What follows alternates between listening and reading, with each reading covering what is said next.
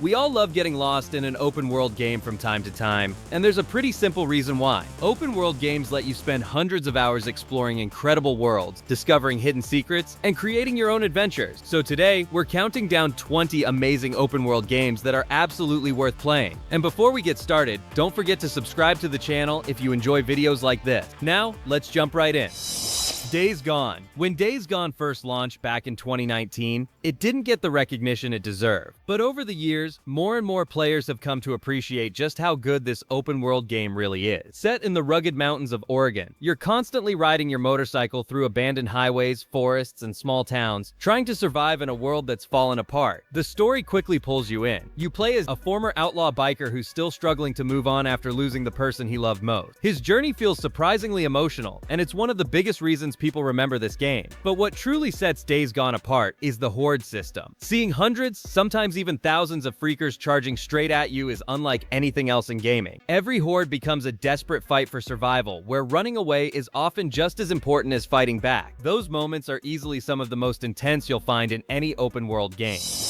Ghost of Tsushima. Ghost of Tsushima isn't just one of the most beautiful open-world games ever made. It's one of the most immersive. Instead of filling your screen with giant markers and arrows, the game lets the wind guide you toward your objective. It's such a simple idea, but it makes exploring the island feel incredibly natural. Sucker Punch created a world that constantly encourages you to slow down and take everything in. Whether you're following a fox through the forest, watching golden leaves drift through the air, or riding across endless fields on horseback, exploration never feels like a chore. In fact, few games make simply traveling through the world as enjoyable as Ghost of Tsushima. Set in Japan during the Mongol invasion of 1274, you play as Jin Sakai. You can face your enemies head-on like an honorable samurai, or strike from the shadows as the Ghost. The choice is completely yours. Very few games manage to feel both peaceful and brutally violent at the same time, but Ghost of Tsushima somehow does exactly that.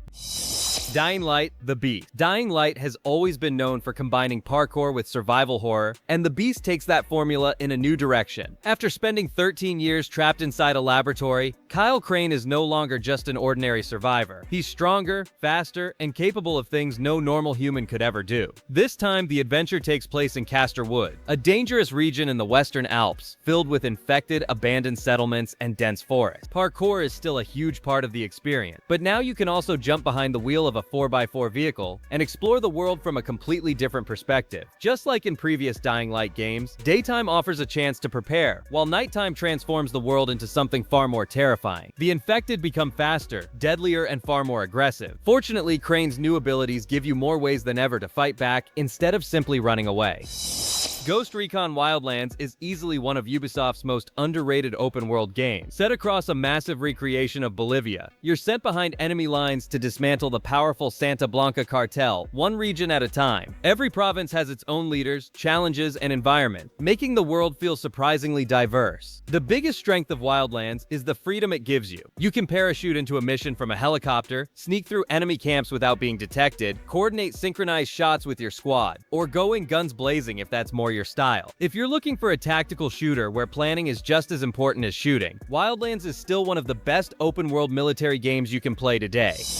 No Man's Sky had one of the most disappointing launches in gaming history. But instead of giving up, the developers kept improving it year after year. Today, it's one of the greatest comeback stories the gaming industry has ever seen. Its biggest strength is the sheer scale of exploration. There are literally billions of procedurally generated planets waiting to be discovered, each with its own landscapes, wildlife, weather, resources, and atmosphere. No two planets feel exactly the same. Whether you're building a base, exploring deep oceans, discovering alien civilizations, or simply flying through space in search of the next incredible planet, there's always something new to find. You can experience the entire universe completely on your own, making every discovery feel personal. Or, if you prefer, you can team up with friends and explore the galaxy together. The choice is entirely yours. Elden Ring. Imagine an open-world game that barely explains anything. It doesn't tell you where to go, what to do next, or even whether you're ready for the area you've just wandered into. And somehow, it still became one of the greatest open-world games ever made. That's Elden Ring. The Lands Between is packed with secrets, hidden dungeons, unforgettable boss fights, and moments that you'll only experience if you're curious enough to explore. Every time you think you've seen everything, the game reveals another massive area hiding beneath, above, or beyond the place you just came from. Honestly, I kind of envy anyone who's about to play Elden Ring for the first time. That feeling of stepping out into Limgrave, seeing the enormous Erd tree towering over the world, and realizing just how huge this adventure is. It's something you only get to experience once. So here's a question for you. How would you rate Elden Ring's open world out of 10?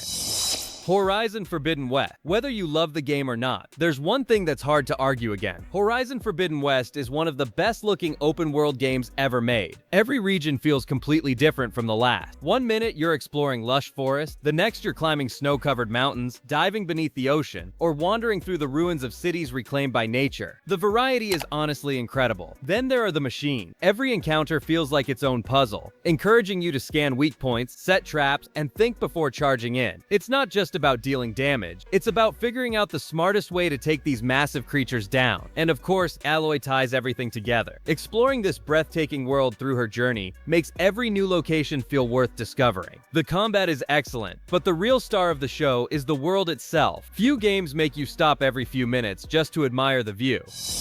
Red Dead Redemption 2. If you ask me, Red Dead Redemption 2 is still Rockstar's greatest open world. Very few games make simply traveling from one place to another feel this rewarding. Just like Ghost of Tsushima, riding your horse becomes more than just a way to get around. You actually build a connection with it. By the end of my playthrough, I never even wanted to replace my horse because it genuinely felt like a companion. The world feels unbelievably alive. Every town has its own personality, and even NPCs you never interact with have daily routines, conversations, and places to be. It creates the illusion that life continues whether you're there or not. Then there's Arthur Morgan. Experiencing this world through his eyes is what turns Red Dead Redemption 2 into something truly special. Fishing by a quiet river, setting up camp after a long ride, or simply sitting beneath the stars aren't distractions from the game. They are the game.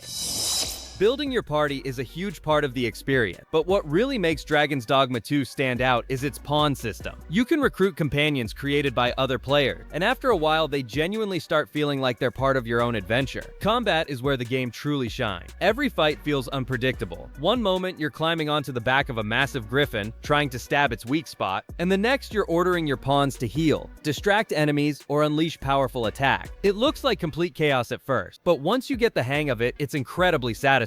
The open world is designed around exploration rather than convenience. Fast travel exists, but it's intentionally limited, so you're encouraged to walk almost everywhere. And honestly, that's when the game is at its best. You'll stumble across hidden caves, random boss encounters, traveling merchants, and all kinds of unexpected events that make every journey feel worthwhile. If you're looking for an open world RPG that isn't afraid to do things differently, Dragon's Dogma 2 is easily one of the most unique experiences you can play. Atomic Heart. Imagine a version of the Soviet Union where technology advanced far beyond anything we know today, and then imagine everything going horribly wrong. That's basically the premise of Atomic Heart. The world is unlike anything else out there. Retro-futuristic architecture, creepy research facility, bizarre experiment, dancing robots, and a strange sense of humor all come together to create an atmosphere that's impossible to forget. Its open world isn't about filling the map with endless icons. Instead, it constantly rewards curiosity. Every facility hides new enemies, strange experiments, secret upgrades, or unexpected encounters that keep you wondering what's waiting around the next corner. Combat is fast, brutal, and surprisingly creative. You combine firearms with powerful polymer glove abilities like electricity, ice, and telekinesis, letting you experiment with different strategies instead of simply shooting everything that moves. More than anything, it's the atmosphere that carries this game. Few open-world games feel this unique, and once you step into its bizarre Soviet sci-fi world, it's hard not to get completely absorbed. What starts as a fight to escape an island quickly turns into a full-scale revolution against a ruthless dictator. Far Cry 6 delivers the biggest and most diverse world the series has ever seen. The island of Yara is packed with dense jungles, colorful towns, military bases, mountains, and beautiful coastline. And every region has its own people, its own conflicts, and its own stories to discover. One of the biggest highlights is Giancarlo Esposito's performance as Anton Castillo. Every scene with him feels tense, and the game doesn't just portray him as a dictator, it also explores his relationship with his son, making him one of the franchise's most memorable villains. The weapon customization is also a lot of fun. You can build ridiculous-looking homemade weapons that somehow become incredibly effective, making combat feel fresh throughout the game. If you're looking for a polished open-world shooter that's easy to jump into and packed with action, Far Cry 6 is one of the most entertaining entries in the series. Leaving Midgar is the moment everything changes. Suddenly the world opens up, and it's far bigger, richer, and more beautiful than you ever expected. Final Fantasy VII Rebirth takes one of gaming's most beloved stories and transforms it into a massive open-world adventure. From the peaceful grasslands to Junanganga and Cosmo Canyon, every region feels distinct, with its own landscapes, activities, and secrets waiting to be discovered. But the real heart of the game is its character. Cloud, Tifa, Aerith, Barrett, Red 13, and the rest of the party all receive meaningful moments that deepen their relationship. Spending dozens of hours exploring together makes the group feel more like real friends than just party members. Combat perfectly blends real-time action with the classic ATB system, giving every character a unique role and playstyle. And as you'd expect from Final Fantasy, the soundtrack elevates nearly every major moment into something unforgettable. Whether you're a longtime fan of the original or experiencing Final Fantasy VII for the first time, Rebirth is an incredible open-world RPG that's absolutely worth your time. Avatar: Frontiers of Pandora. If you've ever watched Avatar and thought, I wish I could actually explore Pandora, this game is basically your chance. Avatar: Frontiers of Pandora does an incredible job of bringing James Cameron's world to life. From towering forests and glowing bioluminescent plants to floating mountains and breathtaking wildlife, nearly every corner of Pandora feels like it was pulled straight out of the movie. You play as a Na'vi, which means movement feels completely different from most open-world games. You're constantly sprinting through treetops, leaping across massive branches, bonding with wild creatures, and fighting back against the RDA using both traditional Na'vi weapons and human technology. What really sells the experience, though, is the atmosphere. Sometimes you'll catch yourself stopping just to admire the scenery because the world is that beautiful. Whether you're already a fan of the movies or just looking for a gorgeous open-world adventure, Frontiers of Pandora is absolutely worth exploring. Marvel Spider-Man Remastered. Let's be honest, just swinging through New York is enough to make this game worth playing. Insomniac absolutely nailed what it feels like to be Spider-Man. The web swinging is fast, fluid, and so satisfying that you'll probably spend hours ignoring the main story, just because moving around the city is so much fun. But the game isn't only about being a superhero. It also focuses on Peter Parker as a person. Between paying rent, dealing with relationships, looking after Aunt May, and trying to balance a normal life with saving the city, Peter feels surprisingly relatable. Combat is smooth, gadgets keep every encounter fresh, and the story delivers some genuinely emotional moments. And if you've played it before, you probably already know that ending is one you don't forget. If you're looking for the ultimate superhero open-world game, this is an easy recommendation.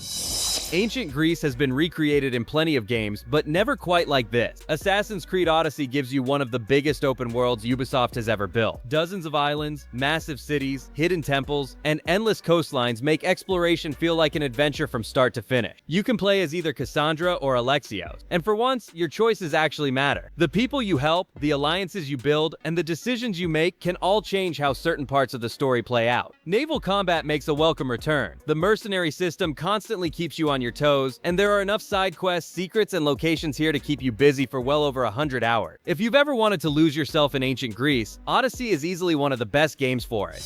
Genshin Impact has continued to grow year after year, adding entirely new regions, characters, quests, and storyline. At this point, the world of Teyvat feels just as massive and rewarding to explore as many full-price AAA games. Exploration is one of its biggest strengths. You can climb almost anything, glide across huge valleys, swim between islands, and constantly stumble across puzzles, hidden chests, and secret locations that reward curiosity. Then there's the elemental combat system. Mixing fire, water, ice, electricity, wind, and other elements creates all kinds of powerful reactions, making battles far more strategic than they first appear. And while many people write it off as just another free-to-play game, its world-building soundtrack and main story can genuinely surprise you. If you've been avoiding Genshin because of its reputation, it might be time to give it a fair chance. Watch Dogs 2. Most open-world games make you feel powerful because of the weapons you carry. Watch Dogs 2 does it by giving you control over the city itself. Playing as Marcus Holloway, almost everything around you becomes a tool. You can hijack traffic lights to create chaos, remotely control forklifts, spy on restricted areas with drone, distract guards guards by hacking their phones, or complete entire missions without firing a single bullet, if that's your style. The biggest improvement over the first game is its personality. Instead of taking itself too seriously, Watch Dogs 2 embraces a more colorful, energetic tone that fits San Francisco perfectly. At the same time, its satire of Silicon Valley, big tech companies, and social media culture feels surprisingly clever and in some ways even more relevant today than it was back in 2016. There really aren't many open-world games where hacking feels this creative. Years later, it's still one of the most unique sandbox experiences you can jump into.